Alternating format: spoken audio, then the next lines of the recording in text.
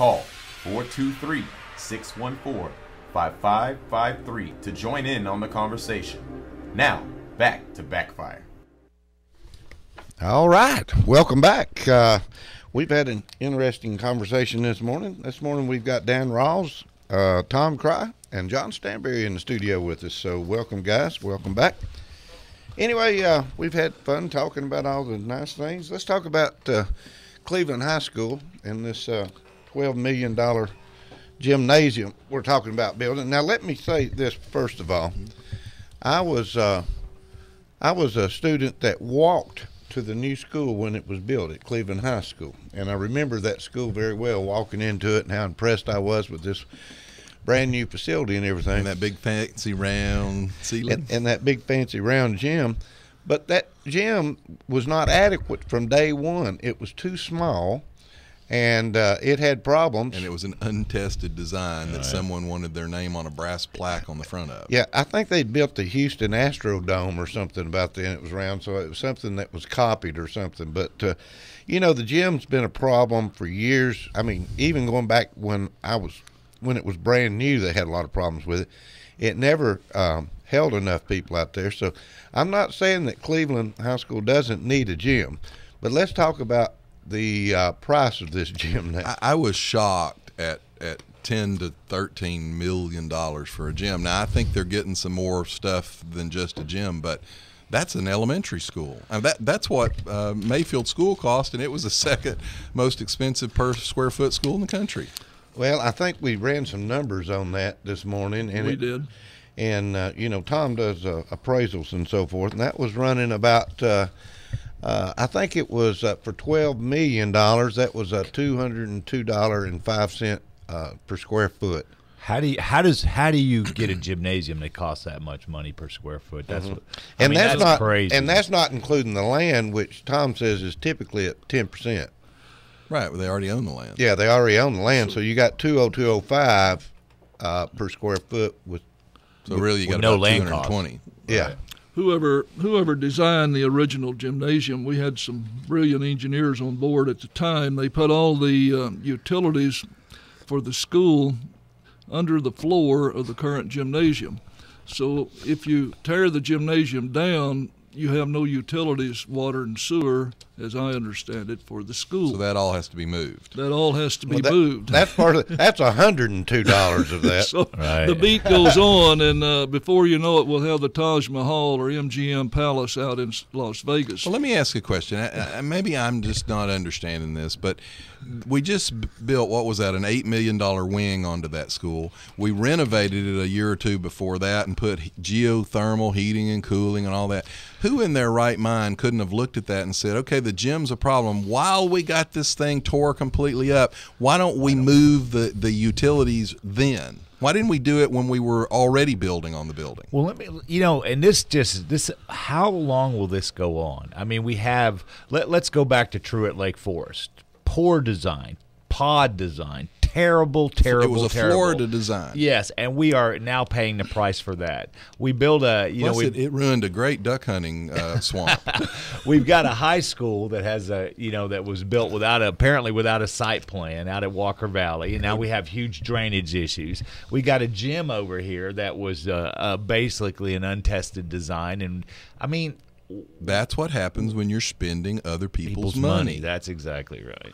It blows my mind, and look what we're having to pay now. The city asked the taxpayers and force a property tax increase on them.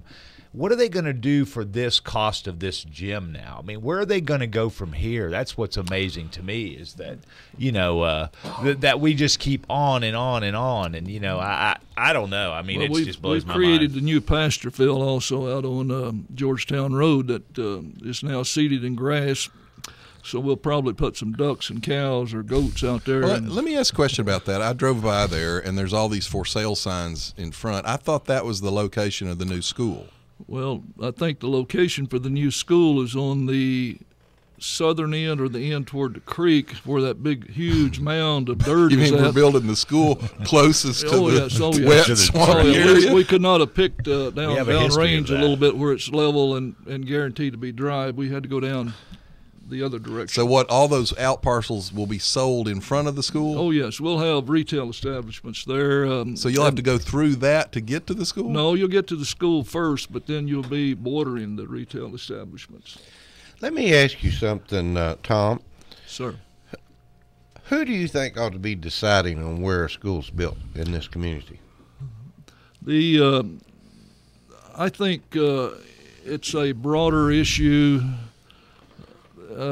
We need a consolidated school system. If we had a consolidated school system, we wouldn't have the need for a new city school within a half a mile of Hopewell and a couple of miles of Prospect. We could add a wing onto each, and we would have the issue resolved and save the taxpayers money.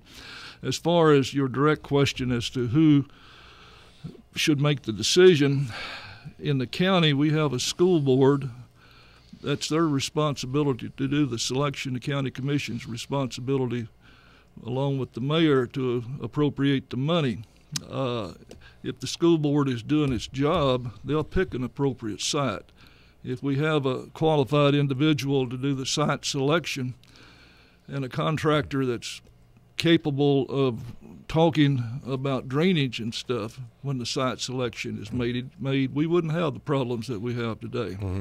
You know, I don't know that the school boards understand the growth of where Cleveland's growing, where the projected growth is, and they're out here picking sites to put these schools where the growth might be happening somewhere else. Well, actually. sometimes I've been disappointed in some of the people on the school board's actual attitudes about this. When they were trying to cite Mayfield School, at one point, several of the city school board members said, well, let's build it right out on Michigan Avenue because Michigan Avenue School has great demographics, and we'll pull some of those kids out of Michigan Avenue into our school. And so I know that some people went to him and said, let me see if I understand you right. Michigan Avenue is one of the best schools in the county because it has a good, even demographic mix. And you, because you're the city system, are going to go over there and disrupt that mix.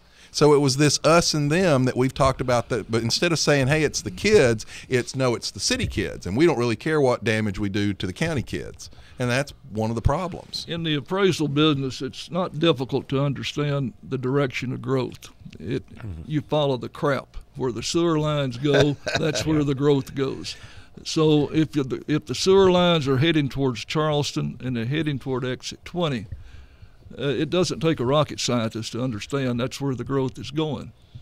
For example, the ridge that Tom is kind of talking about, the county could have years ago bought some property to cross over that ridge because eventually we will need another connector to go across there. Guess what? We don't have any forethought in the county or the city, so we didn't buy any land. So now that land's all been bought up, and we have nowhere to put a connector road if we ever wanted it. Speaking of connector roads, what are we going to do in the future with Cleveland in our road system? What's going to happen, you think? We have a disaster in the making. The road system now is clogged. I think with the resources available, our leaders are doing about the best they can do without outside money or a tax increase. But the growth of this county, and that we have to continue having growth, is going to really create some major traffic problems on the north end of Cleveland. Well, but with the growth in the county, if we weren't spending future money today, all of this money we talked about at Vocker and all the growth out there, that money was spent the minute it was discussed. It was already committed. So the idea with growth is, as you have the growth causes new needs, but the growth money pays for the new needs. Yeah. But if you've already spent the growth money before you even get it, then you don't have the money for the increased sewer, the increased school. You don't have that money when it's needed. Roads. The problem is we're indulgent, and we don't know the difference between our wants and our needs. We have some hard decisions to make down the road. You can go to large metropolitan areas and see what they're doing. You go down to the Fort Myers, Cape Coral area, they have what they call impact fees. When a developer develops a subdivision, an impact fee is attached to each lot to cover the cost of fire, sewer, and schools. Now, I'm not saying that's what we will eventually have to do here. We're not to that size of a community. Well, my only It's problem coming. is It's coming. It as would someone almost that's have to come. my wife is a builder, I can tell you they're killing the builders already.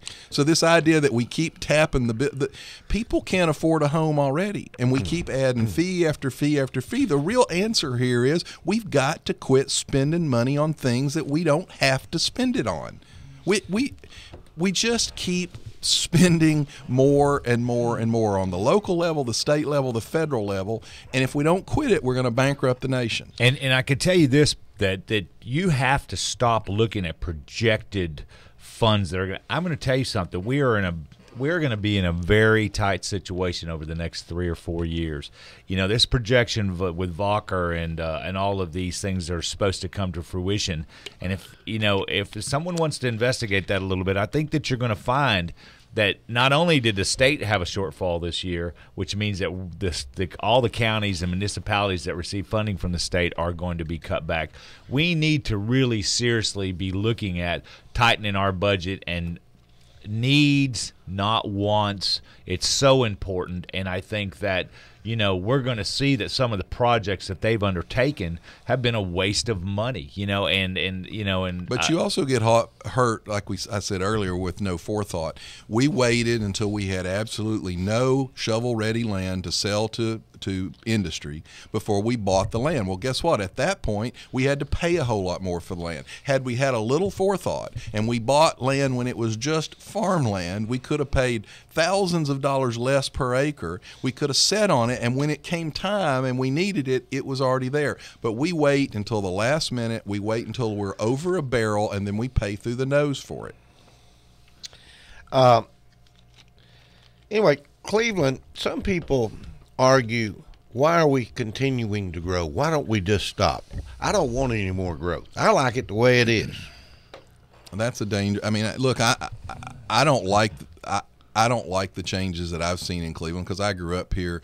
When Granddad built the house on Ocoee Street, it was a mile outside the city limits. Right. It's dead center of the city. Now, I don't like that, but by the same token, you can't be a community that shrivels up and dies. So that's a game that's very difficult to play.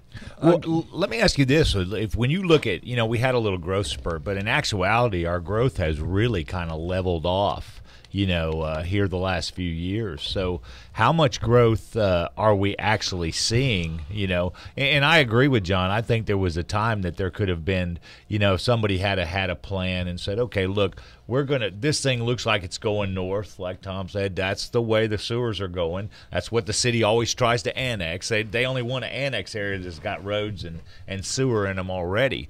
So when you look forward and buy, where are we going to go? Where are we going to build? Where are our roads going to go? But I'm just telling you that the putting an auditorium in a high school and putting a gym in when you have the budget.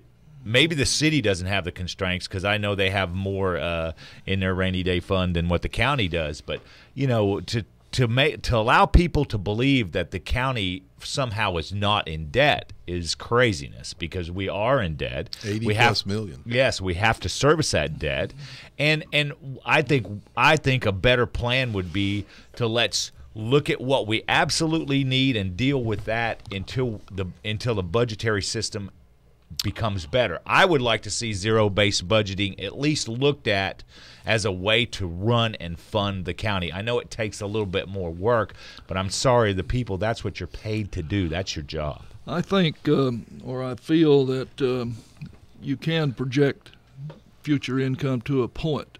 I think you can project future income on the Amazon.com sales tax. I think that's very possible.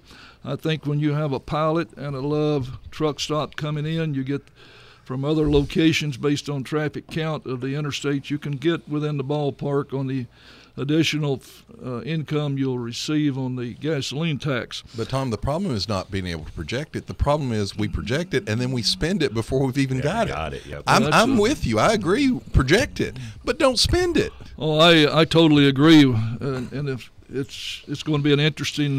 The problem for a few years politician ahead of is us. once someone, especially if they're good at it, once they project it, a politician goes, well, I can spend that now. You've projected it, so I'll spend it. I'll buy some. right. We're so bad on spending. Think about this. We've talked about it before. Parkview Elementary, we have a note on that school that we are paying interest only for 12 years. Well, guess what? If you can't afford to pay only interest only, you couldn't afford the school. John, I want to play devil's advocate here just a moment. Now then, you say don't spend it unless you have it, right? Now then, when they come and they need a new school, they need these things. You're going to deprive the children. We can't take care of and service the Right, children. you're right, but if we don't provide the but the school flaw system. there, you're right, and that's what we hear that on the national level too. At some point, you have to bite the bullet because the reason you're in that position is because 10 years before you spent that money before you should have, and it's a cat chasing its tail. You never get a hold of it that way because the development that you're spending for the current need is going to generate new need. That's the whole reason that you want development, so it pays its way. So what? Go ahead. No, I was just going to say that I guess it's my DNA. You have to have growth. There's no such thing as going backwards in life, and so you have to move forward. And we have the challenges before us to figure out the funding for this. We have to get creative, and a tax increase is a thing of absolute last resort. And I think I agree with John here. Any tax increase should be put on a referendum and let the citizens of Bradley County and the city of Cleveland approve that. Well, let me throw this in there, Tom. Here's if I would have told you 3 years ago that the county would have a privately run animal control and that we would save $250,000 doing that, most of the county commission would have laughed at you and told you were crazy. But that's exactly what we have, and I think that's a form of creative, budgeting that we can actually save money, and and therefore we have. But politicians lose power in those. We- Well, kind I'm of sorry, scenarios. but that's just the We way can it carry is. that one step farther and go to the fire departments. And, we have a fire department on every corner in Bradley County. But the city, as I understand it, has 5 paid fire stations, 90-plus employees. And they operate on a budget of $5 to $6 million. The county has 5 paid fire stations, several more volunteer, 60-something employees, fully equipped, and operate on $4 million. So somewhere in there's a management problem, an allocation problem. Someone has to be. Well, my opinion is the More county's tight. just getting started. I mean, every truck we bought in the county came in almost twice the estimate. Now, how do you do that? If you're going to go buy a car and the dealer says, hey, if the car you want's going to be $24,000 and it comes in and he says, hey, it was $25,000, you may go, okay. But if it comes in and he goes, I'm sorry, it was $50,000, you're going to go, whoa. Well, we didn't do that. We went, okay. So we were off by 100%. And let me throw this at you, too. You think we've got funding problems now. If they don't do something, the state requires 64% of our budget to go to the schools. What are you going to do when Common Core funding comes in and the testing, and all of a sudden we have to come up with $3 to $5 million for testing alone in the county? Where are you going to come up with that money? I'm not talking about buildings. Well, I'm plus the talking way about, the law's written, you can't ever reduce that level either. No, that's the problem. I mean, this whole thing is just a multiplier, and that's why we try to look forward at what's coming in the education system, and the state is going to require us to do that. We're not going to have a way out of it, And you're talking about huge cost increase just in education alone. No buildings, no mortar. We're talking about just the system of testing itself that comes along with Common Core. I feel that every member of the management team in the school system has their job cut out for them. Fat causes cancer, and we need to cut the fat out. I'm of the opinion that anyone that has a teaching certificate, their rear end should be in the classroom. If they have more people qualified with teaching certificates than they have classrooms, they need to double up and put the ones with master's degrees. down in the worst performing schools. Well, Tom, I'll give you an exercise in futility. Go to the school system, the county or the city, and ask them for just a breakout of percentage, how many of their employees are in the classroom versus how many are administrative. They won't give you that information. I've tried already, and I totally agree with you. I think someone should come up with those figures. And guess what? If we cut some of those administrative positions, they always pit, especially conservatives, they'll go, oh, well, you don't support the teachers. Guess what, teachers? If we got rid of some of those administrators that are hovering over you, we could pay you more. We could pay you to teach. And here's the thing. If they say that the conservatives, let me tell you something, teachers, the people that were fighting to take TVAS out of your requirements to maintain your licensure, it was conservatives. It was conservatives on the school board that started this fight, and it was the conservatives that pushed it forward. It was not the big government progressives that were trying to keep you from having your test scores tied to a system. When you change the whole system and now you're going to try to tie the students' test scores to the teacher licensure is absolutely wrong. We don't do that with doctors. We don't do it with lawyers. It was conservatives that were saving your job. So you to buy into that somehow that conservatives have a war against education is ludicrous at best. All right. Tax increases are a last resort, but are additional fees okay? No, not until we. What is the distinction? We're not looking at our priorities. Look, I'm fine sounds with talking mighty about democratic fees to me. or taxes after we look at our priorities and get rid of the wasteful, unnecessary spending. Franklin's not here today. I'm having to be devil's advocate. A fee is nothing but a 75-cent word for a tax. That's exactly right. Well, let me Totally put it to you this way. unacceptable. If your child comes and they spend all of their allowance every week, and matter of fact, maybe they get your credit card out and they run a few credit card charges up, so they're spending over what they're supposed to spend, and they come to you, are you going to have a discussion with them about whether, well, actually, I think I need this fee on top of my allowance? Are you going to take that, or are you going to go, look, quit getting in my purse, quit spending all your money? That's what you're going to say to the child. So our problem here is we keep going, well, could we have a fee instead of a tax? No, quit spending so much money. So what you're saying, John, is with government, we forgot who the parent is and who the child is. Absolutely. All right, let's change the subject. We're running out of time. The House just passed the debt ceiling. Didn't even know it happened almost. What do you think? I think disgusting. the conservatives and the Tea Party people, and myself included, are going to be disappointed that the Republicans did this. But to be perfectly honest, between the way the media treats us and the way the Democrats have a hold on the media, the Republicans really had no choice, because when we do this, they're going to come out and they're going to go, oh, you're going to let us default. Oh, we're not going to pay our Social Security. We're not going to pay the veterans. And so going into an election year, the Republicans decided it was more important to get this out of the way so that we could concentrate on letting the public see, here's what big government does. It's called Obamacare. Vote these Democrats out so we can actually change some of these things. Plus, the Republicans see they have a lot of leverage with the way things are going. So I think that was also kind of part of the decision. Also, is that they didn't want to lose any forward momentum. Do I think it's right? No. Am I glad that Ted Cruz is going to come in and try to make this a 60-vote situation in the Senate? You know, to call out everyone who is going to vote for this, and so that it's on their record. And I think that's a good thing, because I like to see that, because then we can at least have some idea of who to get rid of. If Congress is stupid enough to pass these crazy laws, then they have the direct responsibility to fund them. So you're right, but that here. actually brings up a good point about the Unfunded president. mandates. The first year the president was in office, when we talked about raising the debt ceiling, he could make the case we have to pay our bills. When you're in the fifth year and you've continued to rack the bills up, that's just you ought to be put in jail for spending money like that on the taxpayer's dime. And you can't. I'm going to tell you something. This debt that we have now, I'm not talking. It's not 17. We're over $200 trillion when you include unfunded mandates and all the liabilities.